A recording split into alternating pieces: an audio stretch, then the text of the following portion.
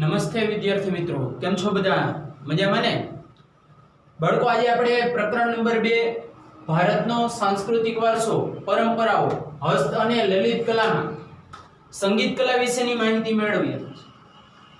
Last વિડિયોની અંદર આપણે ચિત્રકલાની માહિતી મેળવી હતી, ધાતુકામની માહિતી મેળવી હતી અને અક્કીકામની કલા વિશેની માહિતી મેળવી હતી.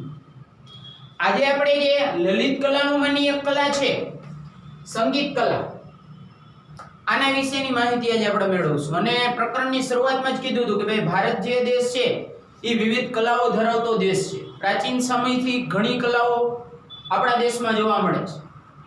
નો ડાઉટ અત્યારે ઘણી કલાઓ હવે નામશેષ થવા લાગી છે, એના પ્રત્યે સરકારે ધ્યાન આપવું પડશે. પાટણના પટોળા બનાવવાની કલા છે, કાસ્ટ કલા છે, ચિત્રકલા ધીમે ધીમે લુપ્ત થવા માંડી છે. આધુનિક સાધનો આવી ગયા છે ટેકનોલોજી વાળા. તો એ બધી કલાઓ પ્રત્યે હવે ભવિષ્યમાં સરકારે ધ્યાન કેન્દ્રિત કરવું પડશે, કારણ કે આ કલા જાણનાર લોકોની સંખ્યા દિવસે દિવસે આપણા દેશમાં ઘટવા લાગી છે. તો આજે આપણે 64 કલાઓમાંની એક કલા જે છે સંગીત કલા, એનો પરિચય આજે આપણે મેળવશું. સંગીત કલા, અત્યારે તમે બધા સંગીત સાંભળતા જ હશો. કેવી મજા આવે ટીવીમાં કે મોબાઈલમાં ગીત સાંભળતા હોય તો મજા આવી જાય ને. તો ખબર હોય છે પહેલા તો સંગીત એટલે શું? સંગીત એટલે શું? તો કે ગાયન, વાદન અને નૃત્ય આ ત્રણેયનો સમન્વય કરતી કલા એટલે સંગીત કલા. ચોપડીમાં ક્યાંય એનો અર્થ કેવી વસ્તુ નથી આપી, પણ તમને ખબર હોય છે સંગીત કલાનો તમે અભ્યાસ કરતા હો તો ચોપડીમાં ઘણી માહિતી નથી આપી. તો ગાયન, વાદન અને નૃત્યનો જે સમન્વય જોવા મળે છે જે કલામાં, ઈ કલાને સંગીત કલા કહેવાય. શું કહે છે પેલા પોઈન્ટમાં? તો કે સ્વર, તાલ અને લયની રીતે ભારતીય સંગીત અન્ય દેશોના સંગીતથી અલગ પડે છે. સ્વરની રીતે જો અહીંયા 7 સ્વર છે. તાલ જો, તાલ એટલે કે ગીતની ગતિ માપવાનું સાધન જે હોય એને તાલ કહેવાય. મધ્યમ ગતિ, ઝડપી ગતિ. તો ભારતનું જે સંગીત છે ઈ સ્વર, તાલ અને લયની રીતે, રાગની રીતે અન્ય દેશોના સંગીતથી ઘણું અલગ પડે છે. બાળકો, અહીંયા જે આપણે શાસ્ત્રીય સંગીતની વાત કરવાની છે. આ યોજો, હનીસી કે બાદશાહનું જે સંગીત આવે છે એની માહિતી આપણે આજે નથી મેળવવાની. આજે આપણે વાત કરવાની છે શાસ્ત્રીય સંગીતની, કે ભારતનું જે શાસ્ત્રીય સંગીત છે ઈ અન્ય દેશોના સંગીતથી ઘણું અલગ પડે છે. અત્યારે તો આપણા દેશના સંગીત ઉપર પશ્ચિમના દેશોની સંસ્કૃતિની અસર જોવા મળે છે. તો આપણા દેશના સંગીતના મુખ્ય 2 પ્રકાર પડશે, એક શાસ્ત્રીય સંગીત અને એક લોક સંગીત. લોક સંગીતમાં આપણે ગુજરાતમાં જેમ ગરબી પ્રખ્યાત છે, તો ભારતની સંગીત કલાના 2 પ્રકાર પડે. એક છે શાસ્ત્રીય સંગીત, એક છે જે તે પ્રદેશનું લોક સંગીત. અને રિયલમાં એ જ સંગીત સાચું છે. આ બાદશાહના અને યોજો, હનીસીના અને એ બધાના ગીત તમે 1 વાર, 2 વાર, 3 વાર સાંભળો તો તમને મજા આવશે, પછી નહીં આવે. માથામાં ભાઈ ઢોલકા જ વાગતા છે, બીજું કઈ સંભળાય જ નહીં. ઘડીક અંગ્રેજી શબ્દો આવે ને, ઘડીક હિન્દી શબ્દો આવે ને, ઘડીક પંજાબી શબ્દો આવે ને, ખબર જ ન પડે. માથું ખંજોરતા રહી જાય, હું ગાઈ છે, હું કેવા માંગે છે. પણ રિયલ સંગીત જે છે બાળકો આપણું ઈ છે શાસ્ત્રીય સંગીત, જે અત્યારે બહુ ઓછું જોવા મળે છે. આપણે એક કહેવત છે ને કે જેની પાસે જે વસ્તુ એની કિંમત ન હોય. આપણે શાસ્ત્રીય સંગીતની કિંમત અત્યારે આપણા દેશમાં એટલી બધી નથી. નૃત્ય કલામાં શાસ્ત્રીય નૃત્ય છે. હા, બાકી વિદેશમાં જાજો લાખો રૂપિયા દઈને એના શો ઓર્ગેનાઇઝ કરવામાં આવે છે. ને આપણે ઘણા તો સંગીતકારોને કેટલા સ્વર છે, કેટલા રાગ છે એનાય ટપા નથી પડતા અને સંગીતકાર બની ગયા હોય. કારણ કે ભાઈ ઓલા ટેલિવિઝનમાં ઓલા જે શો આવે એમાં પાર્ટિસિપેટ કરીને એ શો જીતીને સંગીત, અરે ભાઈ બેઝિક નોલેજ એ ઘણા સંગીતકાર પાસે નથી હોતું. તો ભારતીય સંગીત અન્ય દેશોના સંગીતથી અલગ પડે છે.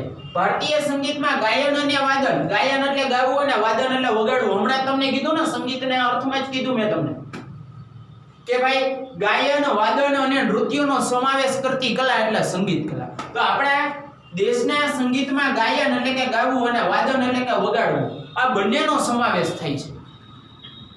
મુખ્યત્વે 7 સ્વર છે. સા રે ગ મ પ ધ ની. સા આપણે એમ કે ની સા તો ઈ નિશા નથી, ઈ તો આપણે અંદર એડ કર્યો સા રે ગ મ પ ધ નિશા. ખરેખર 7 સ્વર સા રે ગ મ પ ધ ની. અહીંયા આપ્યા છે શબ્દાર્થ, એના ઉચ્ચારણ અહીંયા સા એટલે સડજ, રે એટલે રિષભ, ગ એટલે ગંધાર, મ એટલે મધ્યમ, પ એટલે પંચમ, ધ એટલે ધૈવત, ની એટલે નિશા. ચોપડીમાં નથી આ વસ્તુ, જોઈ લેજો ખાસ. સા રે ગ મ પ ધ ની. આ 7 સ્વર, આ આપણું પાયાનું સંગીત છે. અને 5 રાગ, શ્રી, દીપક, હિંડોળ, મેઘ, ભૈરવી, આ 5 રાગ આપણા સંગીતની પાયાની વસ્તુ છે. અને આ જે 5 રાગો છે બાળકો, ઈ ભગવાન શિવના મુખેથી ઉત્પન્ન થયા હોવાનું માનવામાં આવે છે. આ 5 જે રાગ છે, શ્રી, દીપક, હિંડોળ, મેઘ અને ભૈરવી, આ 5 રાગ ભગવાન શિવ કે ભગવાન શંકરના મુખેથી ઉત્પન્ન થયા હોવાનું માનવામાં આવે છે. અને આ સાચું સંગીત છે આપણા ભારતનું, ભારતીય શાસ્ત્રીય સંગીત. તાનસેન, બેજુ બાવરા, મીરાબાઈ, નરસિંહ મહેતા, વિચાર તો કરો. તાનસેન ને બેજુ બાવરા, આપણે ગુજરાતની જ વાત કરીએ તો તાના રીરી, એ લોકોની પાસે એટલું શુદ્ધ પવિત્ર સંગીત હતું. અમથા કઈ નવરત્નમાં થોડા સ્થાન પામતા તાનસેન ને બેજુ બાવરા ને તાના રીરી ને. ઈ દીપક રાગ ગાય એટલે કાયદેસર શરીરમાં બળતરા થવા માંડે, લ્યો બોલો. કારણ કે એના સંગીતમાં એટલી તાકાત હતી, સંગીતનું સંપૂર્ણ નોલેજ હતું. અને પછી મેઘ રાગ ગાય એટલે વરસાદ, કુદરતને પણ મજબૂર થવું પડે. ઈ પવિત્ર સંગીત હતું. અત્યારે અપવિત્ર છે એમ નથી કહેતો, સંગીત સારું જ છે. ઘણા સારા ગીતો આવે છે, ઘણા સારા સંગીતકારો આવે છે કે જેના પાયાનું નોલેજ મેળવેલું હોય છે સંગીતના ક્ષેત્રમાં. અને મેં એક જગ્યાએ એવું વાંચ્યું હતું કે ભાઈ બ્રહ્માજીએ સંગીતનો વારસો આપ્યો હતો નારદ મુનિને. બ્રહ્માજીએ જે છે, જેણે વિશ્વની રચના કરી, બ્રહ્માંડની એણે આ વારસો આપ્યો હતો નારદ મુનિને. તો આપણા શાસ્ત્રીય સંગીતમાં 7 સ્વર ક્યાં? સા રે ગ મ પ ધ ની. 5 રાગ ક્યાં? શ્રી, દીપક, હિંડોળ, મેઘ, ભૈરવી. આ 5 રાગ ગાવાનો ચોક્કસ સમયગાળો હતો, જે ગમે એ રાગ ગમે ત્યારે ન ગાઈ શકાતા. ઋતુઓની અસર થતી, પ્રકૃતિની અસર થતી. આગળ શું કહે છે? સામવેદને સંગીતની ગંગોત્રી ગણાય. 4 જે વેદ છે, ઋગ્વેદ, સામવેદ, યજુર્વેદ, અથર્વવેદ, આ 4 વેદ પ્રાચીન સમયમાં, આર્યોના સમયમાં આ 4 વેદોની રચના થઈ હતી. આપણે પ્રકરણ નંબર 4 માં આ વેદોનો અભ્યાસ કરવાનો આવશે, ત્યારે વિગતવાર માહિતી મેળવશું. અત્યારે ટૂંકમાં યાદ એટલું જ રાખવાનું છે ઓબ્જેક્ટિવ માટે. સ્વર કેટલા? 7. રાગ કેટલા? 5. 1 માર્કનો પ્રશ્ન પૂછાઈ શકે. ગંગોત્રી કયા ગ્રંથને ગણવામાં આવે છે? સામવેદ. કારણ કે એમાં સંગીતને લગતા ઘણા નિયમો દર્શાવેલા છે. જૂનામાં જૂનો વેદ ઋગ્વેદ. ઋગ્વેદમાં 1028 ઋચાઓ, 1028. ઋચા એટલે શ્લોક, સ્તુતિ. 1028 ઋચા, શ્લોક ઋગ્વેદમાં આપ્યા છે. ઈ શ્લોક કે સ્તુતિ ગાવી કેવી રીતે? કેવી રીતના ગાવા એ શ્લોક? તો એનું માર્ગદર્શન કે ગાઈડન્સ સામવેદમાં આપ્યું છે. શાસ્ત્રીય સંગીતને લગતા ઘણા નિયમો આપ્યા છે. એટલા માટે જ સામવેદને સંગીતની ગંગોત્રી ગણવામાં આવે છે. જેને શાસ્ત્રીય સંગીતનું નોલેજ લેવું હોય એના માટે આ ગ્રંથનો અભ્યાસ જરૂરી છે. તે ઉપરાંત બાળકો, સામવેદ ઉપરાંત, સામવેદની રચના તો ઘણા વર્ષો પહેલા થઈ હતી. સામવેદ ઉપરાંત પણ સંગીત શાસ્ત્ર, ખાસ કરીને આપણે ભારતીય શાસ્ત્રીય સંગીતની જ વાત કરીએ છીએ, તો ભારતીય શાસ્ત્રીય સંગીતના બીજા અન્ય ઘણા ગ્રંથોની રચના જે તે સમયમાં ભારતમાં થઈ હતી. અહીંયા એ ગ્રંથોના નામ આપ્યા છે. 2 માર્ક કે 3 માર્કમાં એ પૂછાઈ શકે. 2 માર્ક અથવા 3 માર્કમાં પૂછાઈ શકે. જૂનામાં જૂનો આવડો આ સામવેદ, સંગીતની ગંગોત્રી કહેવાય. આ જે બધા ગ્રંથો જે તે સમયમાં બન્યા છે એમાં પાયો તો આ જ લીધો છે. જેમ આપણે 4 વેદ પછી વેદાંત સાહિત્ય બન્યું, ઉપનિષદ બન્યું, એ જ રીતે આ ગ્રંથો બનાવવામાં પાયાની બાબતો તો આ જ છે, સામવેદમાંથી જ લેવામાં આવી છે. તો કયા ગ્રંથો હતા એની માહિતી મેળવીએ. સંગીત મકરંદ, ઓબ્જેક્ટિવ માટે આની અંદર જે સાલ આવે છે, વ્યક્તિનું નામ આવે છે, યાદ રાખવાનું છે. સંગીત મકરંદ નામના ગ્રંથની રચના ઈસવીસન 900 ની આસપાસ થઈ હતી. એટલે 12 ને 9 21 1200 વર્ષ પહેલા. સંગીત મકરંદ નામના ગ્રંથની રચના ઈસવીસન 900 ની આસપાસ પંડિત નારદ, અહીંયા જો બધા પંડિત શબ્દો આવે છે, અહીંયા પંડિત આવ્યું, અહીંયા પંડિત આવ્યું. શાસ્ત્રીય સંગીતમાં જેણે નામના મેળવી હોય એની ડિગ્રી, એના માટેનું એક સંબોધન છે પંડિત. મેડિકલનું ભણાવે તો કેમ ડોક્ટર લાગે, વકીલાતનું ભણાવે તો કેમ એડવોકેટ લાગે. એ જ રીતે પહેલાના સમયમાં જે લોકો શાસ્ત્રીય સંગીતનું શિક્ષણ મેળવતા, શાસ્ત્રીય સંગીતમાં નામના ધરાવતા, એના માટેનું એક માનસૂચક સંબોધન છે પંડિત. તો ભવિષ્યમાં પંડિત શબ્દ લાગેલું આવું કંઈ તમને જોવા મળે તો તમને ખ્યાલ આવે કે આ વ્યક્તિ પાસે શાસ્ત્રીય સંગીતનું નોલેજ હશે. તો પંડિત નારદે ઈસવીસન 900 ની આસપાસ સંગીત મકરંદ નામના ગ્રંથની રચના કરી હતી. એમાં 19 પ્રકારની વીણા અને 101 પ્રકારના તાલ દર્શાવવામાં આવ્યા છે. તો ઓબ્જેક્ટિવના પ્રશ્નો માટે આ ખાસ યાદ રાખવાનું છે. બીજો ગ્રંથ હતો સંગીત રત્નાકર. સંગીત રત્નાકર નામના ગ્રંથની રચના બાળકો તેરીથી પંડિત સારંગદેવે, અને એને સંગીતનો સૌથી પ્રમાણભૂત ગ્રંથ ગણવામાં આવે છે. આમાં થોડા ઘણા જે ભૂલ હતી એ અહીંયા સુધારી લેવામાં આવી હતી.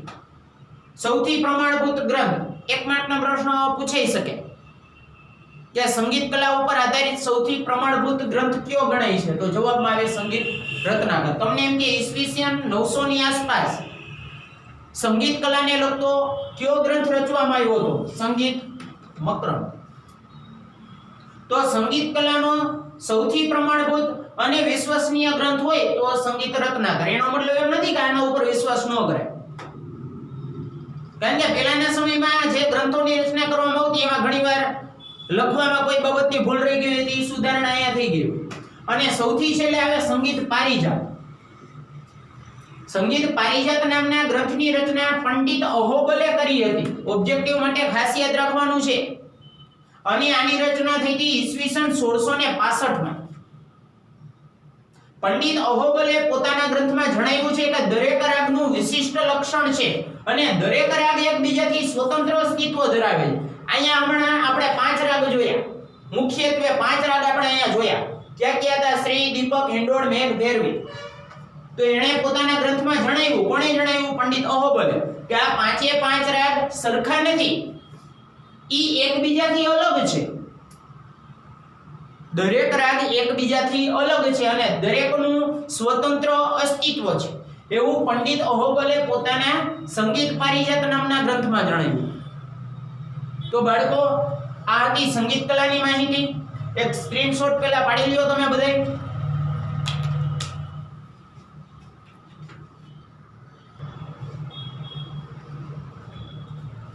ચલો બાળકો, તો સંગીત કલાનો પ્રશ્ન 3 માર્કમાં બોર્ડની એક્ઝામમાં પૂછાઈ શકે, બે રીતે પૂછી શકે. સંગીત કલા આધારિત ગ્રંથો વિશે માહિતી આપો, તો પહેલા આ પોઈન્ટનો ઉલ્લેખ કરી નાખવાનો કે સામવેદને સંગીતની ગંગોત્રી ગણવામાં આવે છે. અને પછી એના ઉપર આધારિત જે ગ્રંથોની રચના જે તે સમયમાં થઈ હતી એની માહિતી આપી દેવાની. દરેક ગ્રંથ 2 માર્કમાં પણ પૂછાઈ શકે. તમને એમ કે સંગીત કલા પર આધારિત સંગીત પારિજાત ગ્રંથની ટૂંકમાં માહિતી આપો, તો એની માહિતી તમને આપી દેવાની છે. તો બાળકો, હવે આપણે જ્યારે નેક્સ્ટ વિડિયોમાં ભેગા થશી ત્યારે હજી આપણે નૃત્ય કલા બાકી છે, હજી આપણે નાટ્ય કલા બાકી છે. ગુજરાતના ગરબા કેમ ભૂલી જશું આપણે? ગુજરાતના ગરબા છે, ભવાઈ છે, ગરબી છે, આદિવાસી નૃત્યની કલા છે. આ બધી બાબતોનો અભ્યાસ હજી આપણે આ પ્રકરણમાં કરવાનો છે. તો નેક્સ્ટ વિડિયોમાં જ્યારે આપણે ભેગા થશી ત્યારે આપણે નાટ્ય કલા અને નૃત્ય કલા વિશેની માહિતી મેળવશું. જય શ્રી કૃષ્ણ.